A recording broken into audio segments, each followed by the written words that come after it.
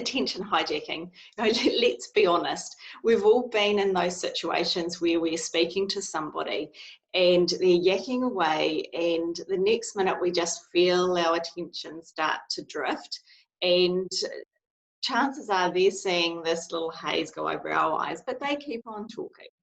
And after a while they pause, or they just look at you strangely, and you're just wondering, oh, did I just nod in the wrong spot? Or what on earth did they just say? Am I supposed to be responding right now? And we have no clue what we're doing. Chances are, if that sounds like you, you've been hijacked. So attention hijacking is what Sarah and I would love to take you through today. So welcome to Friday Fuel.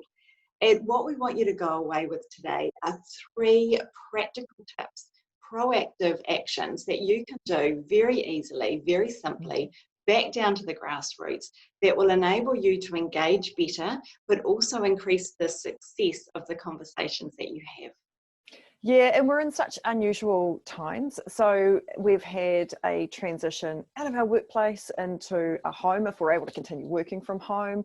And then and a lot of people found it really hard to find some routines. Then there were other things that were happening within the home environment that made it really difficult to find our attention and to create some focus. And then, of course, for some of us, we've got to transition back to the workplace as well. So there's a lot we're having to juggle and a lot we're having to actually deal with. So actually finding a way where we can gain back control of our attention and then use our attention as a tool to decide what to focus on. It's just so important at the moment.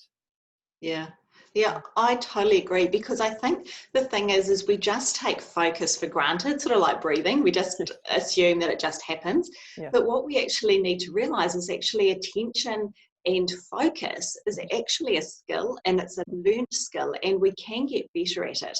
And because, like you said, we are in unusual times where there's a lot more, for some people, a lot more stress around, there's a lot more to juggle, there's a lot more uncertainty. So their attention is going to be scattered, a lot more. So what we need to do is become more consciously aware, so that when we gain back that attention, all of a sudden those around us realize that we're genuinely interested in those conversations with them in that moment.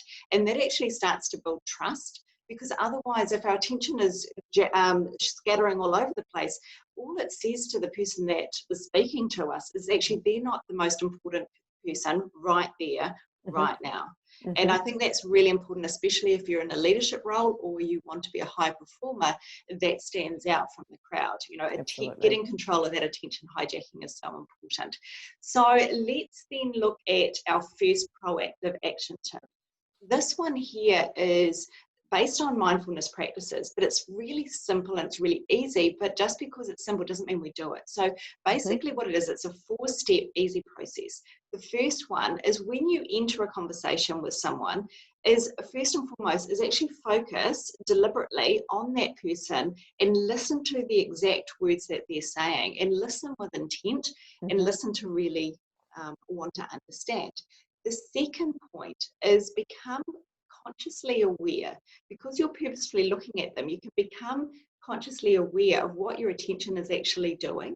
And so then what happens then is that step 3 will come in, is when you do catch your attention drifting, because let's sort of be honest here, we've all been in situations where we're engaged in conversation but we still drift. So third step is actually catch it and be accountable and own it that your attention's drift, but do something about it. So the fourth one is actually then deliberately refocus back on that person, and if you've missed something, then actually ask them a question. So it's really simple. If you misunderstand, you've forgotten something, is just ask a question first. So that's one of my favorite ones for me personally, and Sarah, I know that really resonates with you as well. Yes. And the second one is another personal exercise around attention hijacking and getting it back into control, and that is around journaling and reflection, and that's a really powerful tip.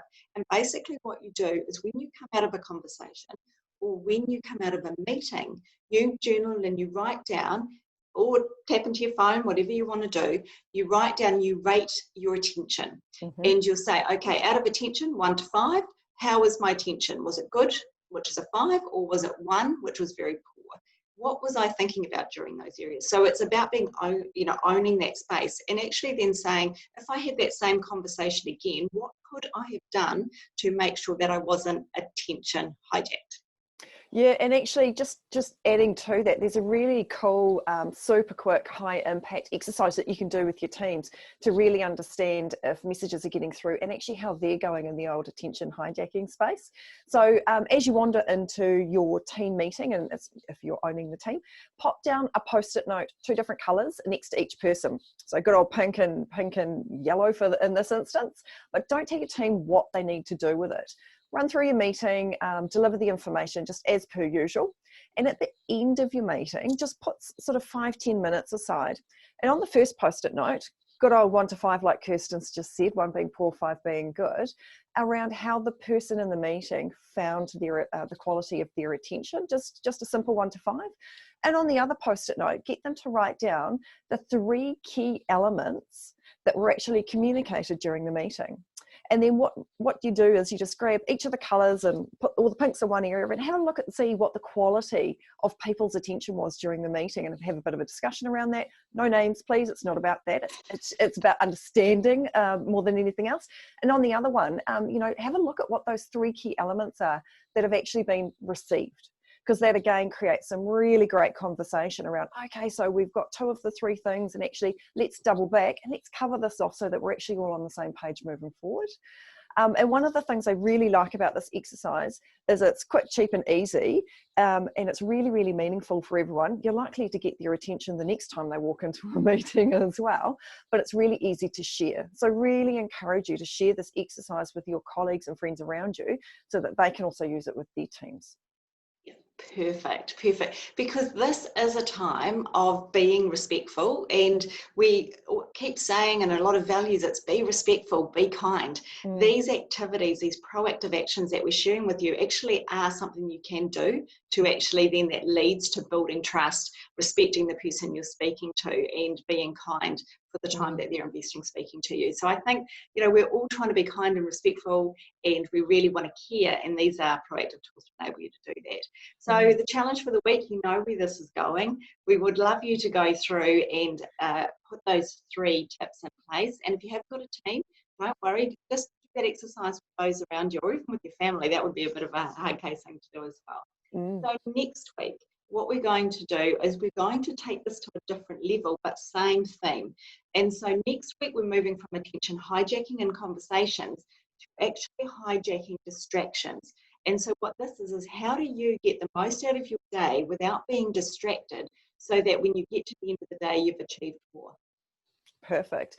And for anybody out there who's watching these, if you've got any topics or burning questions that you'd like us to answer around leadership or culture or high performance, please feel free to pop them in the box below. We'd really like to hear what topics are of interest to you. And we're really happy to work on themes of the month if there's something that we can expand on and share some tools and tips with. So once again, please, what we have shared today, do go away and use, and do share with other people, because they're for everybody to use if it's helpful for them. And we really look forward to chatting with you next week. Absolutely. See you later. See you next week.